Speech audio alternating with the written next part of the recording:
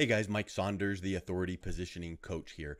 So, how is winning a chili cook-off like competitive advantage and standing out in your business? So, here's a little story that happened just a few days ago, literally. So, every year our church has a chili cook-off. And my son and I have been doing a fun father-son thing. He's 13 now. But about 3 years ago, we started picking a recipe out online, and we would go shopping for the ingredients, and we would fix a bowl of chili, a pot of chili, and enter it. Well, 3 years ago we won, and it was pretty awesome because it's neat to see your chili be selected as the winner. So last year we did the same thing. Got a recipe, we stuck with the same one because we thought, yep, it's a winner, and we went and we didn't win. The one chili recipe that did win last year was a very unique one, and it was, I believe, if I remember correctly, elk chili, elk meat, but really sweet. It was like a sugary sweet tasting chili. And I personally don't like that type of chili. I like a good hot bowl of chili.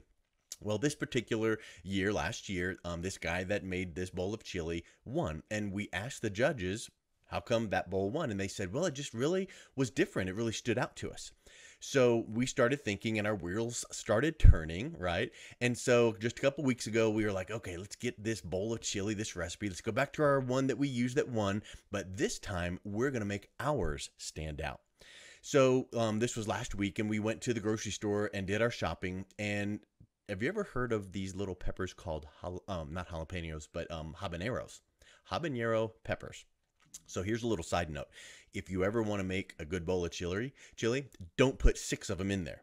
And further, if you do put 6 habanero peppers in your pot of chili, don't leave the seeds in.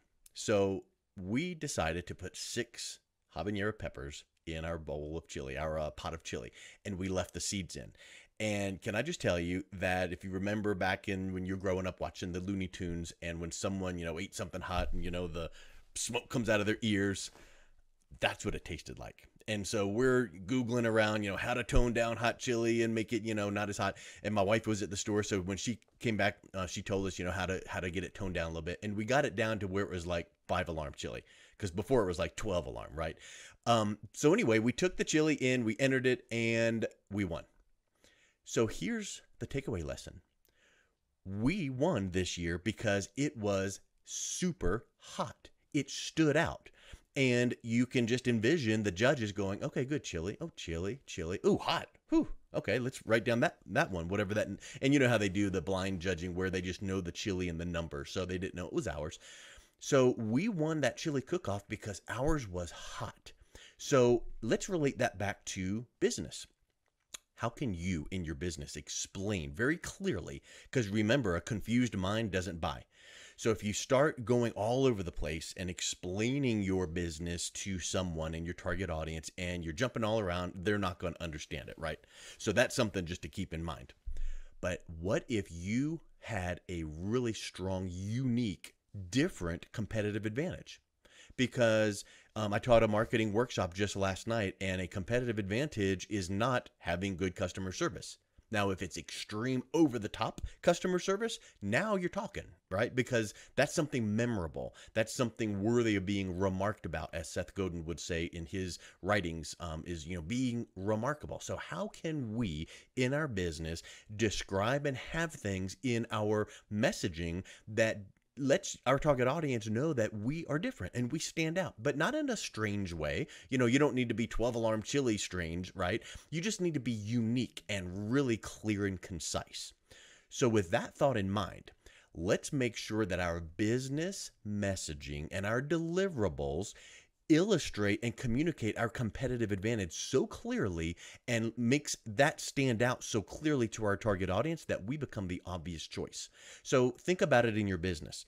What do you do, or more importantly, what do you not do that doesn't communicate your strong, unique competitive advantage to your target audience?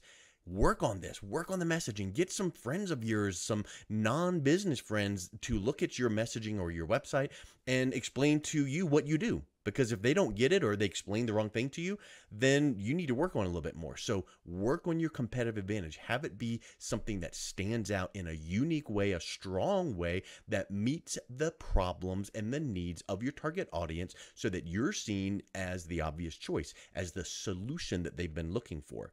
So if you would like to see how that would look like in your business, I'd encourage you to take a look at my authority audit service, because it's a package where I get on the phone with you for 30 minutes and we go through some strategies, and I put together a scorecard for you to see what you're currently doing in your authority positioning, in your messaging, to look at your competitive advantage and give you a blueprint and a checklist of some things you can be doing to develop powerful, strong authority positioning assets so that you're seen as the obvious choice. So take a look at the link right below this video, and if there's anything I can do to help you, please let me know, because remember, building your authority is your #1 priority.